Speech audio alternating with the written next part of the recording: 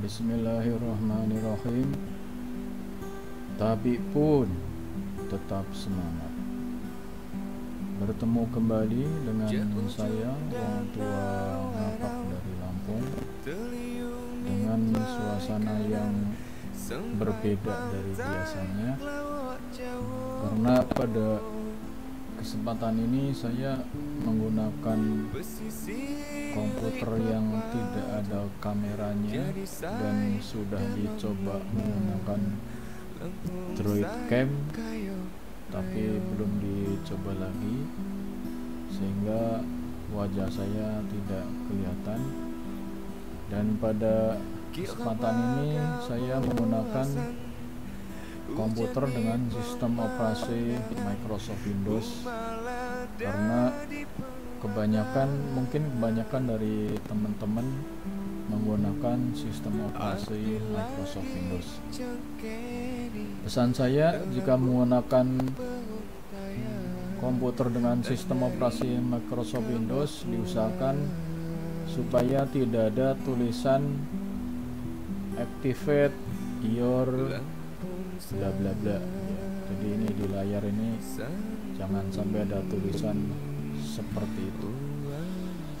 Nah, pada kesempatan ini kita akan berbicara tentang perangkat lunak yang dibutuhkan atau yang digunakan ketika kita akan belajar pemrograman berbasis web, khususnya yang menggunakan bahasa pemrograman PHP.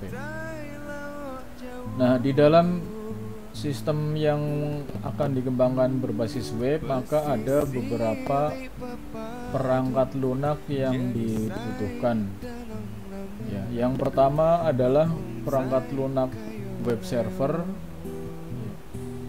Ini biasanya yang digunakan adalah Apache web server ya, walaupun sebenarnya web server yang lain juga ada ya, misalkan ada Sitami, ada Internet Information Server, ada HTTPD dan sebagainya. Kemudian yang kedua adalah perangkat lunak database server. Nah, perangkat database server ini juga sama, banyak macamnya. Ada Oracle, ada Microsoft Access, ada PostgreSQL, ada MySQL, ada MariaDB, dan yang lain-lain. Kemudian yang ketiga adalah web browser atau klien. Ini sudah sering kita gunakan ketika mengakses internet, ini menggunakan web browser. Web browser silakan bisa dipilih, ada Chromium, ada Mozilla Firefox, ada Google Chrome, ada Internet Explorer, ada Opera, dan yang lain-lain. Kemudian yang keempat adalah bahasa pemrograman atau programming language ya, terutama bahasa pemrograman yang mendukung sistem berbasis web ya. Ini juga ada banyak pilihan, ada PHP, ada Python, ada Perl, ada ASP, Java, dan mungkin masih ada yang lain. Nah, untuk kesempatan ini kita akan menggunakan PHP. Kemudian yang kelima adalah text editor. Text editor ini digunakan untuk menuliskan program yang kita buat. Banyak macamnya juga text editor, ada visual, mungkin namanya apa ya, Visual Code atau Visual C Code ya, Visual Code text editor, ada Atom, ada Notepad++, ada Sublime. Kalau yang pakai Linux tertarik dengan Neofim ya. Nah, walaupun NVMe ini ada juga di sistem operasi Microsoft Windows dan ada yang lain-lain bisa dipilih. Kemudian pada nantinya text editor ini bisa ditambahkan berbagai macam plugin untuk mempermudah penulisan program. Yang keenam ini tidak terlalu penting ya, hanya untuk perangkat pendukung. Ini tambahan saja, namanya Nmap. Nmap ini sebenarnya digunakan untuk mengecek layanan yang ada pada suatu komputer ya. Karena kita memasang database server dan web server, jadi untuk mengecek sudah berjalan atau belum, ini menggunakan Nmap. Nmap ini bisa dapat di-download di internet. Nah, perangkat-perangkat yang dibutuhkan tadi ya khususnya adalah Apache Web Server, ada MariaDB Database Server, dan PHP.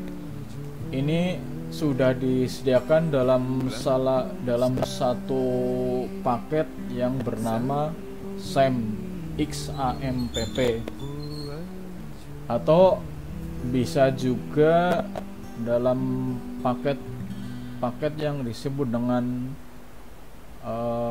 LAM ya, app serve ya. Tapi saya biasanya menggunakan SAM.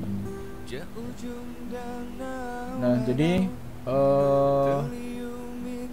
kita tinggal mendownload SAM di internet ya, kemudian di install ya. Saya tidak menunjukkan proses instalasinya karena agak lama. Jadi setelah di download, di install, maka di dalam komputer kita ada paket SAM XAMPP ya. Jadi di sini ada SAM control panel ya. Ini kita klik saja SAM control panel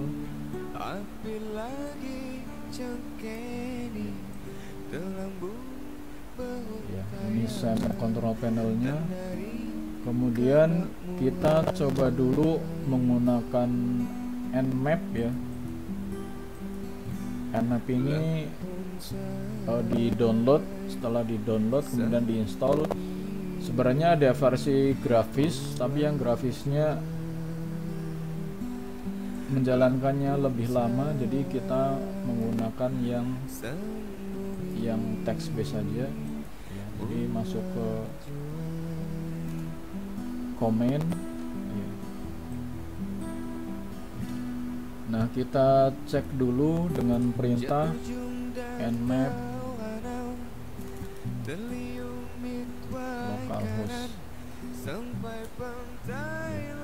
Kita melihat layanan yang ada di dalam komputer yang sedang kita gunakan sebelum kita mengaktifkan perangkat lunak yang dibutuhkan di dalam pengembangan sistem yang berbasis web. Nah, di sini sebenarnya sudah ada beberapa layanan atau service ya. Nah, di sini belum ada service HTTP dan MySQL. Nah, kemudian kita kembali ke SAM control panel. Jadi di sini ada modul Apache, ada MySQL, ada Filezilla, Mercury, dan Tomcat. Ya. Kita jalankan Apache Web Server ya, dengan klik start. Kemudian kita jalankan database servernya.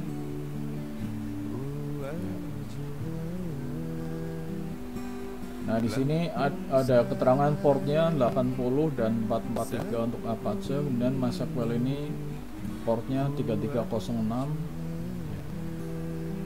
Kemudian sekarang kita cek lagi menggunakan nmap ya. Kita cek nmap localhost. Maka komputer kita yang tadinya belum berfungsi sebagai web server dan database server, setelah Apache dan MySQL dijalankan, maka ini sekarang berfungsi sebagai server ya. Nah, di sini ada port 80, servisnya HTTP ya. Nah, ini berarti Apache web servernya sudah hidup. Kemudian ada port 3306,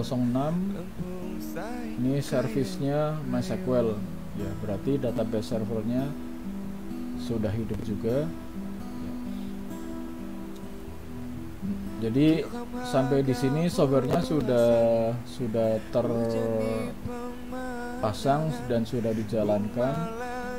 Nah, kemudian kalau kita mau lebih yakin ya, kita mau lebih yakin, kita bisa mengecek apakah ya, sebenarnya satu lagi di sini kita belum mengecek PHP-nya sudah ada atau belum ya. Nah, jadi karena kita menggunakan Microsoft Windows ya. Untuk menuliskan skrip PHP, maka default directory yang digunakan adalah ini ya, di SAM htdoc drive-nya. Jadi kalau kita menginstal menggunakan settingan default, maka skrip PHP ini defaultnya adalah di drive C, folder SAM htdoc ya.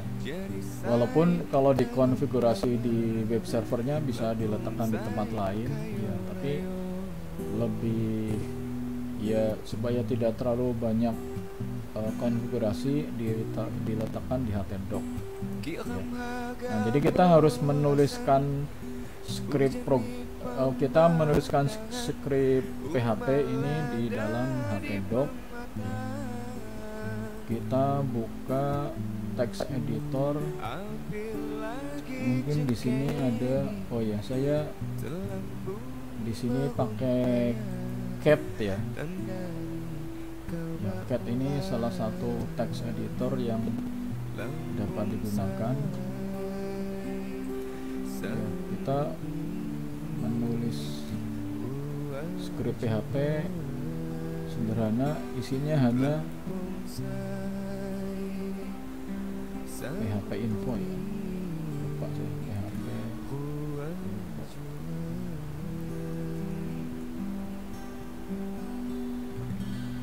Ya, kemudian direkam. Ini merekamnya adalah ke drive C, foldernya SAM, kemudian htdoc, dan kita bisa beri nama misalkan cek titik PHP ya. Kemudian kita buka browser, saya tuliskan di addressnya localhost cek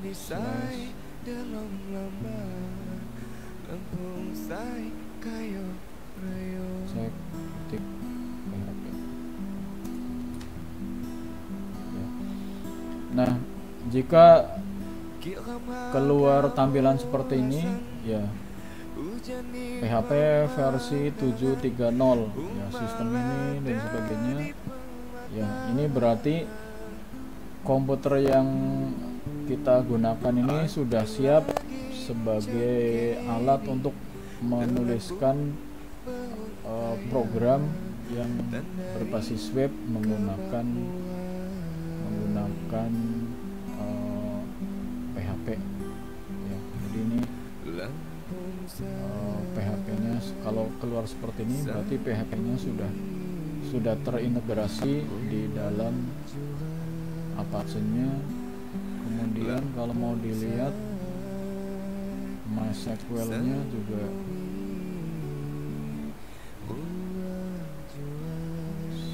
seharusnya ada di sini ya.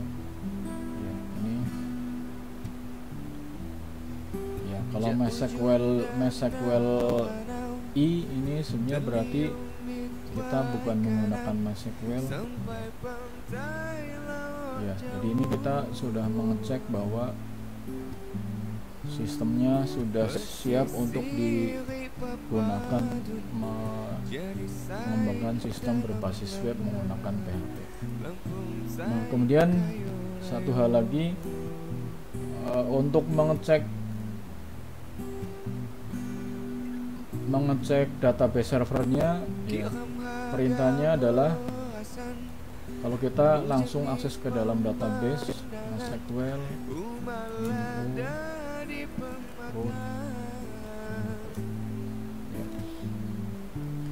nah, kalau keluar pesan error seperti ini sebenarnya bukan karena sistemnya belum ada, tapi karena kita berada di dalam directory yang salah. Nah, jadi dari sini kita harus pindah dulu ke directory MySQL. Karena udah di drive C, saya cd/sem kemudian MySQL/bin. Nah, baru kita tulis MySQL -u root -p ya. Biasanya tidak pakai password. Nah, perintah ini penting juga untuk memberikan kesadaran kepada kita bahwa walaupun perintahnya adalah MySQL, tapi perangkat lunak yang digunakan bukan MySQL ya, tapi MariaDB ya. Di sini kan welcome to the MariaDB ya. Jadi berarti ini kan apa namanya, yang digunakan adalah MariaDB.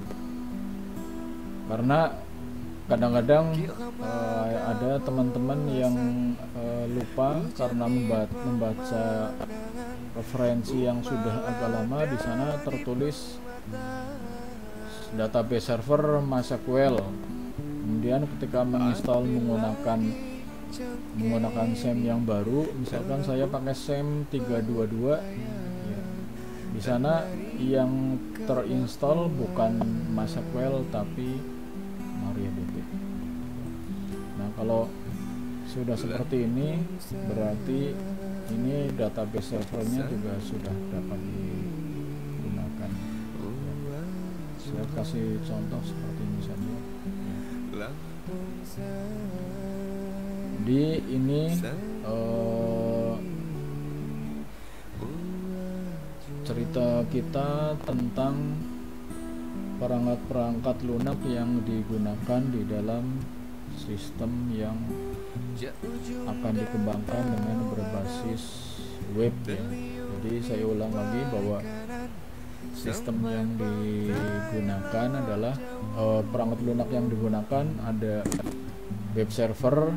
Dalam hal ini kita menggunakan Apache web server. Kemudian ini web server ya. Kemudian yang kedua adalah database server. Dalam hal ini kita menggunakan MariaDB. Kemudian web browser atau klien, saya di sini menggunakan Google Chrome. Kemudian bahasa pemrograman yang mendukung untuk sistem berbasis web ya, dalam hal ini salah satunya kita menggunakan PHP ya. Kemudian yang kelima adalah text editor ya, saya menggunakan CAT walaupun di sini belum tertulis. Kemudian perangkat tambahan ini Nmap untuk mengecek layanan yang ada pada suatu komputer. Demikian yang bisa kita ceritakan bersama-sama seperti biasanya. Selamat belajar buat teman-teman yang mau mencoba untuk mengembangkan sistem berbasis web dengan menggunakan bahasa pemrograman PHP. Sampai bertemu kembali di lain kesempatan. Terima kasih.